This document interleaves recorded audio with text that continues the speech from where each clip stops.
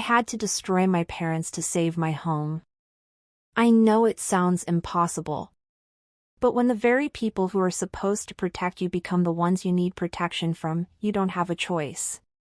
This wasn't some simple disagreement or a family spat over money. This was about the ultimate betrayal, a secret buried for years, and a fight that would shatter our family forever. This is the story of how their greed led to an outcome that nobody, least of all them, ever saw coming. My home has always been my sanctuary.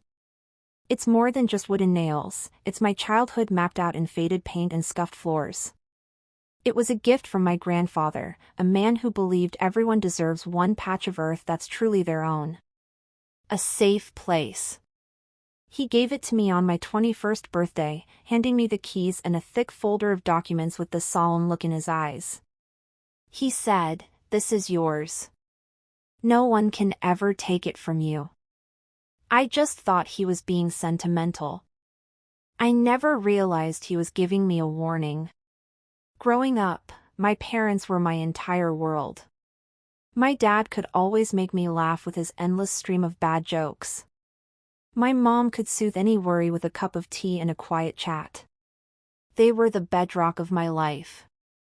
We were a team. When my grandfather passed away, we grieved together. When I landed my first big job, they were my loudest cheerleaders. I trusted them with my life. So, when I had to go through a complex medical procedure a few years back, I didn't think twice when they suggested I sign a durable power of attorney for my medical care. It was just a precaution, they said. A formality, in case I couldn't make decisions for myself. I signed the papers in a hospital waiting room, my mind on the surgery, not on the fine print. I trusted them completely. And it was the single greatest mistake of my life. The beginning of the end arrived on a Tuesday, tucked inside a stack of junk mail. It was a thick, formal envelope, and the words inside made the air leave my lungs, notice of foreclosure.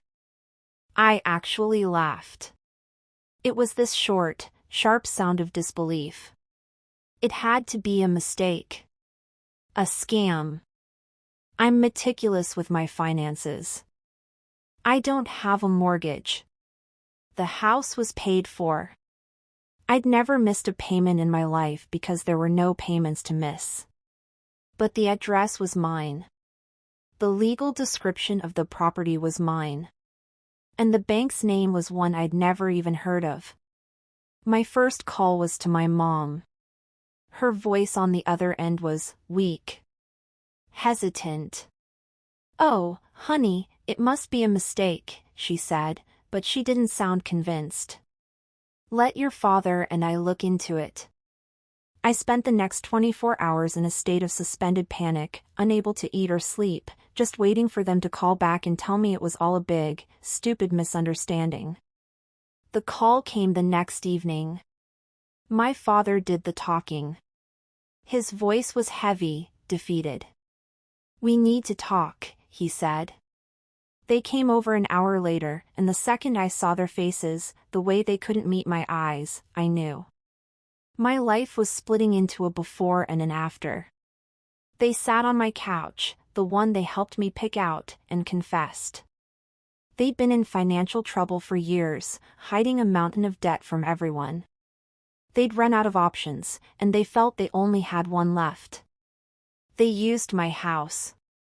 They'd taken out a massive loan against it, forging whatever they needed to, and leveraging that power of attorney to push the paperwork through. They'd been making the payments in secret for almost 2 years, but a few months ago, my father's business collapsed completely. The payments stopped. I just stared at them. The air was thick with their shame and my disbelief. "How?" I whispered. "How could you?" My mother started to cry, silent tears tracking down her face. My father tried to explain. "We were desperate, honey. We were going to lose everything. We saw it as a family asset. We always planned to pay it back. We never thought you'd find out. A family asset. Those words echoed in my head. My grandfather's gift. My sanctuary. The one place on earth that was supposed to be mine. They hadn't seen it as my home, they'd seen it as a resource. A piggy bank to smash open when their own ran dry. The betrayal was so absolute, so complete, it felt like the floor had dropped out from under me. They hadn't just stolen from me. They had destroyed the very foundation of our relationship. In that moment, I realized the people I once considered my heroes were gone. In their place were two strangers who had just ruined my world. The days that followed were a blur of suffocating despair.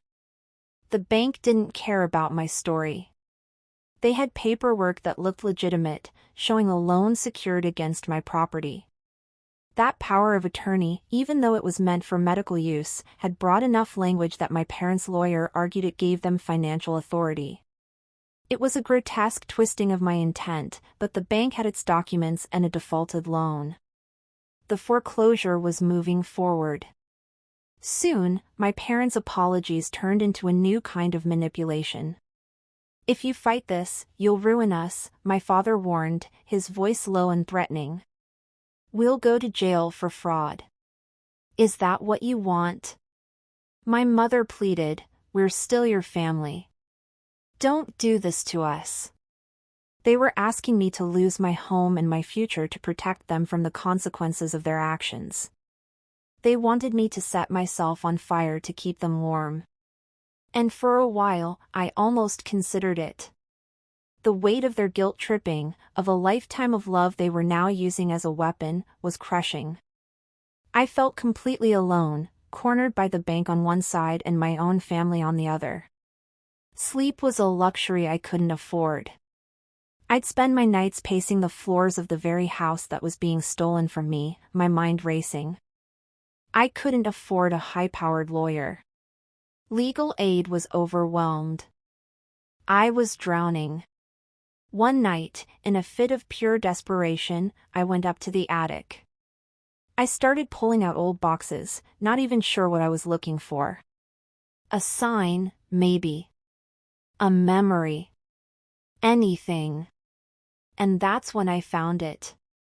It was my grandfather's old document box, the one he'd given me with the keys all those years ago. Tucked inside, beneath the original deed, was a separate, thinner document titled Deed of Gift and Restrictive Covenant. I read it once, then twice, my heart starting to pound. My grandfather, who had seen his own share of family fights over property, wasn't just sentimental. He was prescient. The document was a legally binding covenant attached to the deed. It stated, in perfectly clear terms, that the property was a direct gift to me and could not be sold, transferred, or used as collateral for any loan without his personal, notarized signature. And upon his death, any such transaction required my signature and mine alone, in wet ink, before a specific notary. It explicitly invalidated the use of any power of attorney for leveraging the property. It was like a hand reaching out from the past. A shield he had forged for me years before I knew I'd need it. This wasn't just paper, it was a weapon. The power of attorney my parents used was worthless against this covenant. Their entire scheme, the loan, the bank's claim, was all built on a foundation of sand. The next morning, I took the document to an old friend of my grandfather's, a semi-retired lawyer. He listened patiently to my story, his expression grim. But when I showed him the covenant, his entire demeanor changed. He read it, then read it again, and a slow smile spread across his face. "Your grandfather," he said, tapping the paper, "was a very, very smart man. This changes everything. The bank's title insurance company made a catastrophic error. They missed this." He explained the plan. We weren't just going to defend against the foreclosure, we were going on the offensive. We would file a quiet title action, a lawsuit to clear up any ownership disputes. It was a bold move, but for the first time in months, a spark of hope ignited in me. The despair began to fade, replaced by a cold, hard resolve. My parents thought they had me cornered. They thought I would break. They forgot who my grandfather was. And they had seriously underestimated me. The final showdown didn't happen in my living room. There was no screaming or crying. It happened in a sterile, beige conference room. On one side of the table sat my parents, looking anxious, flanked by their smarmy lawyer. On the other sat the bank's legal team, 3 stone-faced attorneys who looked at me like I was a mild inconvenience.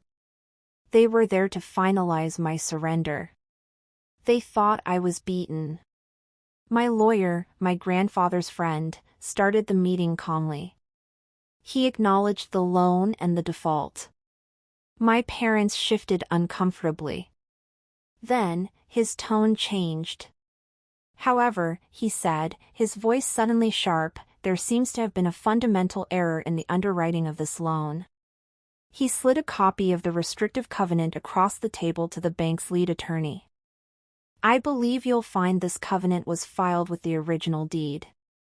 It explicitly forbids using any power of attorney to encumber the property. He then slid over a copy of the POA my parents used.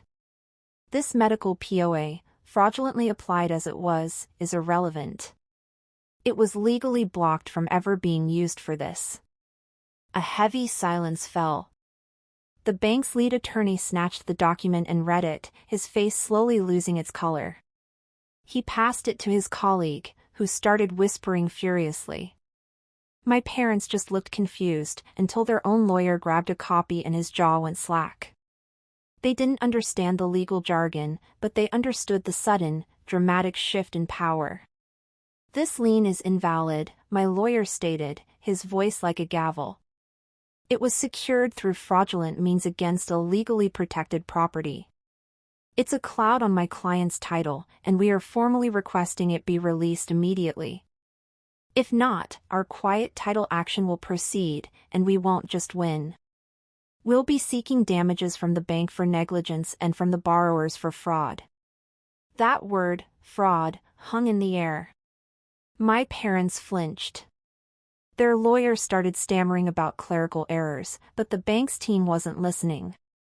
Their problem wasn't my parents anymore, it was their own massive, expensive mistake. After a tense, whispered conference, their lead attorney looked up, his eyes cold. He didn't look at my parents.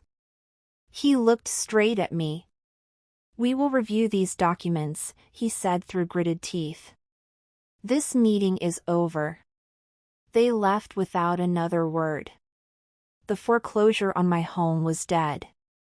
I had one. As my parents gathered their things, my father looked at me, his face a mask of disbelief and rage. You've ruined us, he hissed. What have you done? I finally met his gaze, feeling nothing. No fear, no guilt. Just a vast, empty calm. I did what I had to, I said. You gave me no other choice. The destruction was quieter than a screaming match. A week later, my lawyer got the notice, the bank had extinguished the lien. My home was mine again, free and clear. But the letter also said the bank was exercising its right to collect the $200,000 debt from the loan signatories, my parents. Their scheme had failed, but the loan they signed was still very real. The foreclosure notice I had received was now being served to them. My act of saving my home had directly led to them losing theirs. The phone calls started that evening. Angry at first, then desperate, then pleading. I didn't answer. There was nothing left to say. I saved my home, but I lost my family. The silence in my house is different now. It's the sound of safety, but it's also the sound of being alone. It's a constant reminder that sometimes the people you love most will ask you to set yourself on fire to keep them warm. Saving yourself isn't selfish, it's survival. If this story resonated with you, if you've ever had to fight for what was rightfully yours, please hit the like button and subscribe. More importantly, share your own story in the comments. There's strength in knowing you aren't alone. I walk through my home now, and I feel the ghost of my grandfather's protection in every room.